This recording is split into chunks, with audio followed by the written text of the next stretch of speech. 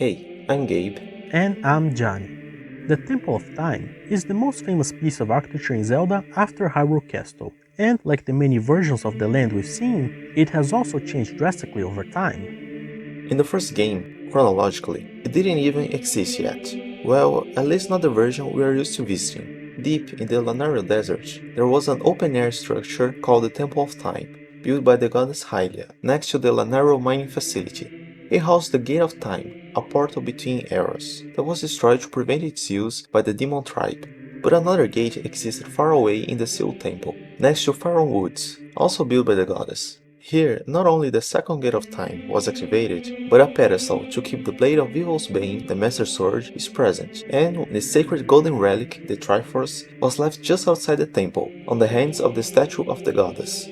By possessing all those elements, for its location centered in between the regions of Hyrule and even its layout, this is likely the place where Rauru, along with the other ancient sages, later built a new temple.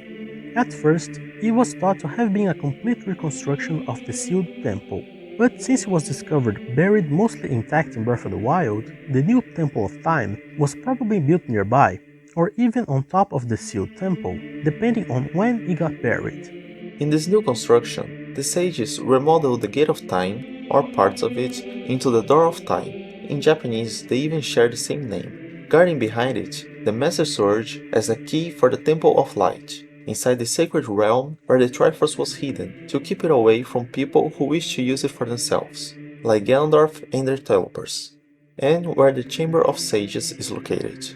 The Door of Time doesn't seem to have any special characteristics beyond an obstacle to the Triforce in Ocarina of Time, but in Twilight Princess, in a now ruined Temple of Time, it can be used to traverse to a time when the building was whole, and by using the Master Sword on its pedestal, it's possible to enter a larger segment of the temple heavily speculated to be part of the Temple of Light, with the path opened by the blade, a portal to the sacred realm.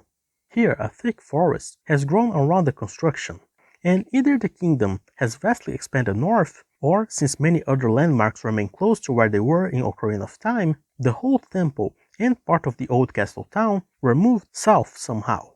An interesting thing about this iteration of the Temple of Time is that its main hall appears inverted to what we've seen in Ocarina of Time. Obviously, the designers thought about the game progression and the order in which the player would solve the puzzles. So, the jumping puzzle with the Guardians is before the Master Sword Chamber, and the Door of Time is located on a higher ground through another, previously inaccessible entrance. But if you compare it to Ocarina of Time, it will make more sense for the staircase and the Door of Time to be on the other side of the room. Maybe that's like the legends of both the Hero of Time and the Hero of Twilight being told by different people, and mixing the other of some details. Other than those instances, we haven't had much about the Temple of Time in most other games. There's a possibility that the church next to Hyrule Castle present in A Link to the Past and A Link Between Worlds is the Temple of Time, and just wasn't much relevant to those stories and passed unnamed. Also, the Hyrule Castle in the Wind Waker shares some design features with the temple, had a pedestal to hold the Master Sword, and was frozen in time to hold Ganon's minions. With Hyrule Castle having been destroyed previously, they could have remodeled the temple in a new castle, or like in Twilight Princess, the actual Temple of Time had already been moved elsewhere, but the royal family kept the sword.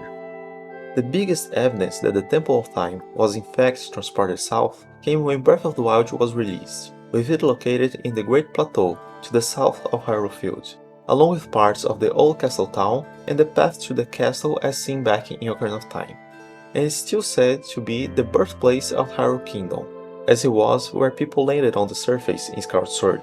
Still, paradoxically, the ruins of the Sealed Temple, now called the Forgotten Temple, are present further north, with most structures intact, and what is said to be the original and largest statue of Hylia inside.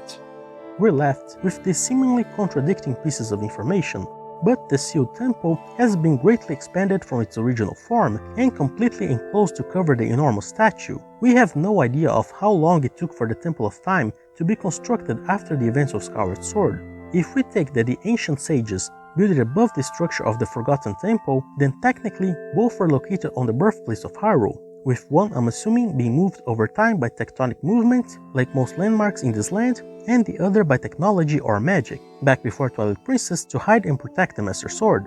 So I think those are all the instances we've seen in the Temple of Time. What do you think about these changes across Hyrule's history?